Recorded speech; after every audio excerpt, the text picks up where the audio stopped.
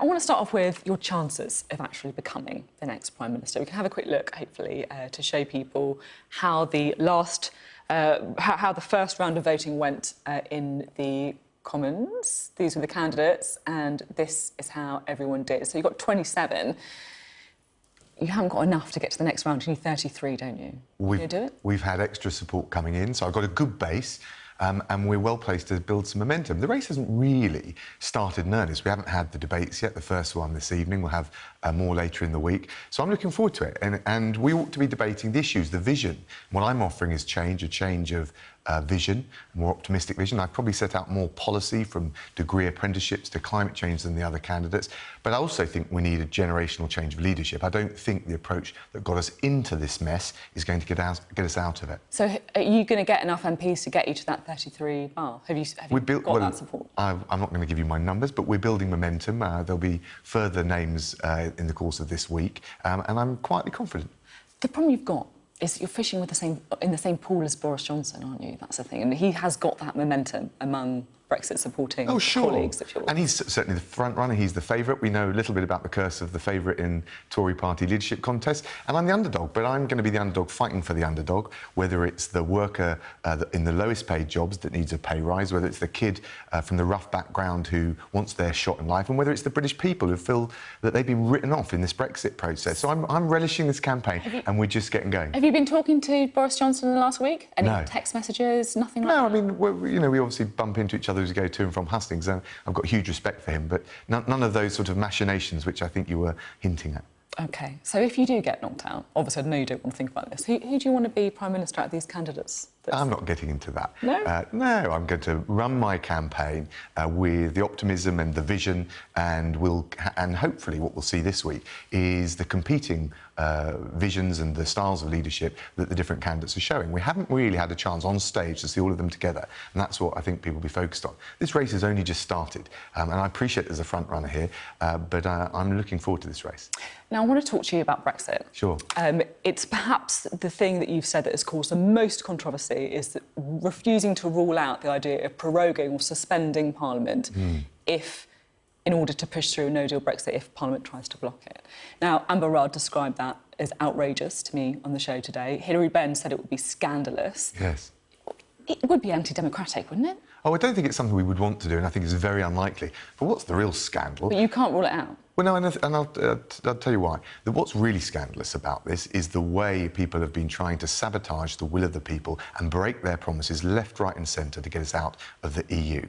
But the reason I don't rule things out is I've got experience in negotiating. 6 years in the Foreign Office as an international negotiator, my time as Brexit Secretary. The big mistake we made in these negotiations was taking no deal off the table, and when we start ruling things out, we only weaken our chances of getting a deal. I've set out my plan for a deal. The other candidates haven't set out a credible plan. But it undermines... Well, they have set out their plans, haven't they? Yes, but they... Whether or not... I mean, you wouldn't Well, think Boris, I'm not quite clear what you? Boris's plan is, but in fairness, I'll let him set that out in more detail. But what I'm saying is the others have wavered or havered on the question of whether we'd leave with no deal, whether they're flirting with another extension. All of that just reduces our chances of getting the deal that we'll want. Are you really saying that you would go to the Queen and ask her to prorogue Parliament, dragging her into politics in a way that she's avoided for 70 years? I won't be dragging anyone anywhere, but I think the signal that we send to the EU is crucially important, and we've frankly made too many mistakes stumbling in these negotiations by ruling things out. What I want the EU to know, and frankly I want the people of this country to know, is first of all we'll keep our promises, and secondly the EU to know that we're serious about leaving the EU. All those candidates that are going weak at the knees and saying, well, I'm not sure about this and that, they're sending a message to the EU that frankly they can take us for a ride. We've had 3 years of that. It's time to get this done. I thought Brexit was all about the sovereignty of Parliament, and you're saying you just overrule Parliament. It's an interesting point. Normally, when the government is in a clash with Parliament, it is Parliament sticking up for the people. But this time, Parliament gave the decision to the British people, and now it wants to... Hang on, I just want to stop you there, because we don't know. We don't know if people voted for a no-deal Brexit, do they? It's not necessarily a mandate for no deal. What happens is we give the people... in this, we gave the people a decision. Now Parliament is trying to steal it back away from them. And I think that's a fraud. In terms of what the referendum campaign decided, it was very clear, we're leaving the EU. Now, we made the case that actually we'd want to leave with a deal, but plenty of questions were asked about what if you couldn't get that deal and what the outcome would be. So when people voted, they voted to leave. We haven't left yet, and that's why we're seeing not just the uncertainty for the economy and the damage it's doing to businesses, many of whom come to me and say, we just want to know what you're doing, but also this corrosion of public trust. And it is, the Tory party will be toast unless we're out by the end of October. The Tory party will be toast? Yeah, I think people need to wake up to this. We've seen from the Peterborough by-election, we've seen from the European elections, not just the frustration, the outrage, you refer to scandal, the scandal that people feel that we haven't kept our promises on Brexit. What, you think it could be the end of the Conservative Party? Is that what you're saying? I certainly think the Conservatives cannot win an election unless we've delivered Brexit. OK. Now, I want to ask you, it probably will come as no surprise, about your comments earlier in the campaign saying you're probably not a feminist. So what does feminism mean to you, then? Well, I'm not sure. I think the label is very ambiguous. Some people argue for gender quotas or positive discrimination. I'm not keen on that. But what matters more than what do you think? What, if you say you're probably not a feminist, you must have an idea of what it means. So what do you think it does mean? I'm not sure. I think it means different things to different people. I certainly would consider myself a champion of equality. And if you look in this race, I'm the only candidate. There is not a single candidate that has set out policies to take forward the issue of equality of opportunity. I'm the guy arguing for third trimester scans for pregnant mums so that we cut down on breech births. I'm the one saying that pregnant agency workers should have a day one right. Is arguing for early years investment, isn't he? I mean, you can't necessarily say that people. But early years investment. But I've been the one talking about pregnant agency workers having a day one right to go to antenatal appointments. It's amazing. In 2019 we don't have that, and I'm the one that's backed Maria Miller's proposal to have 6-month protection for new mums returning to work. Why? Because we've seen a doubling of the number of new mums being laid off. So people talk about the labels. I'm talking about what would actually materially advance the cause of equality, and I think issues that a lot of women really care about. So talking about Maria Miller talking about discrimination for mums, do you think women face more discrimination than men?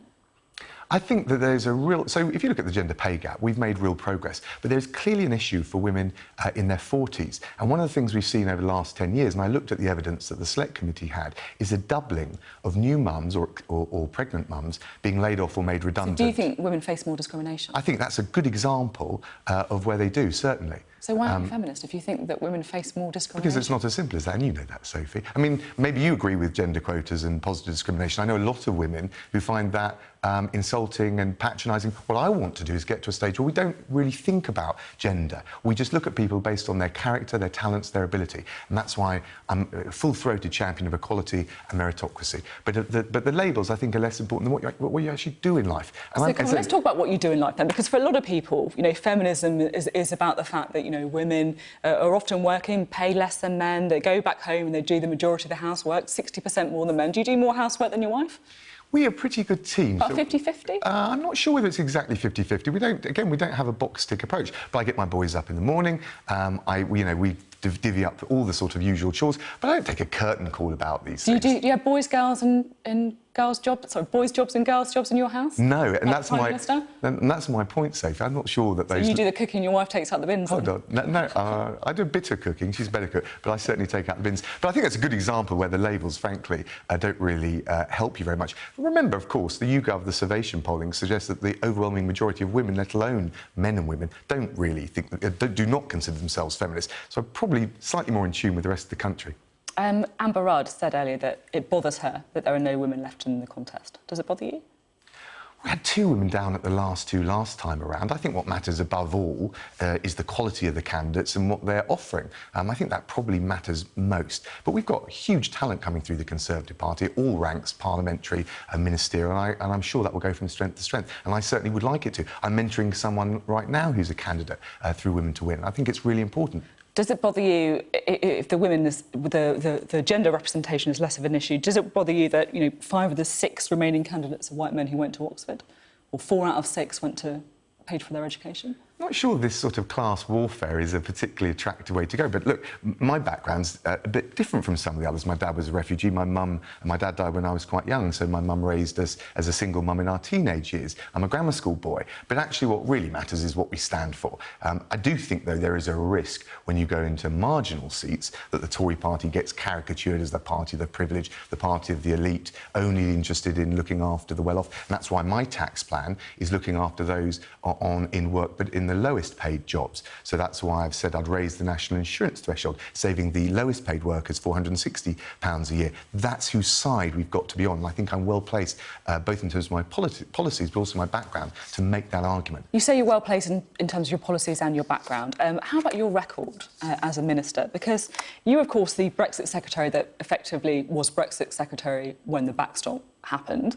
You were prisons minister when deaths and assaults in prisons went up. You were housing minister when the rate of building new homes went down. You're wrong on all. Is that a record? So, Sophie, you're wrong on all three of those points. Okay. First of all, interesting. I argued against the backstop and resigned over it. Secondly, I wasn't prisons minister, I was courts minister, and I brought forward the courts reform agenda. I also, as Minister for Justice, made it clear to the Council of Europe we wouldn't give prisoners the vote, despite all of the attempts to say we'd be kicked out of the Council of Europe. And what was the last one you mentioned? Housing minister from January 2018 to July, when new build dwellings were 5% down on the previous quarter in 2018. Actually, when I was housing minister, and in fairness, it was a lot of us have been involved in this, but we've had new dwellings at the highest rate for all but one of the last 30 years. And I put forward both the planning reforms, the new National Planning Policy Framework, and I also did the lion's share of the work on the social housing green paper. So I'm proud of my record. Even though the housing minister, new build dwelling stats in England in 2018 were down on a year earlier, weren't they, when you were in... What we tend to judge it by is the number of new homes, not just new builds, and they were at 217,000. They've just gone up over 220,000. That is the highest in all but one of the last 30 years. But we've got more to do. That's why I'm arguing for cutting stamp duty for all homes under £500,000. That's why I've said that I would give housing association tenants the right to buy. We've got to do much better. But I'm the candidate who's not just got the experience, as you rightly say, but the vision, and has set out, put some beef on the bones, explained how we'll actually get there, provide the homes that young people need. Now, you've had a bit of a tiff on the internet today, haven't you, with the Sunday Times saying that you're not pitching for a cabinet job with Boris Johnson. It wasn't a tiff. They quite rightly corrected the story because it was inaccurate. And I'm grateful for them for doing that. There you go, very good. Smoothing over relationships, I like to see that. Now, at the same, what sort of Prime Minister do you think Boris Johnson would be? Well, I'm not going to talk about him. Well, he's a front runner, come on. Yeah, sure, but he can make his own case. I mean, he should come on your show and... well, that's something that we can agree on. Yeah, and discuss his plans. But I don't really think... I think we need a bit more positivity in politics, so I'm going to set out my vision, the approach that I would take, and I'll let the other candidates do the same for themselves. Would you serve in his cabinet? Oh, I've said that I wouldn't do the petulant thing of saying I won't serve under X or Y. And Boris has got huge talents. He's, look, a great charismatic character, fizzing with optimism. I just think that when it comes to not just vision but getting things done, I would be in a better place. And I also think, based on some of the issues we've talked about before, I'm better placed to win over in those marginal seats with my tax plan for the lowest paid, my idea of the aspirational underdog and giving them the chances in life.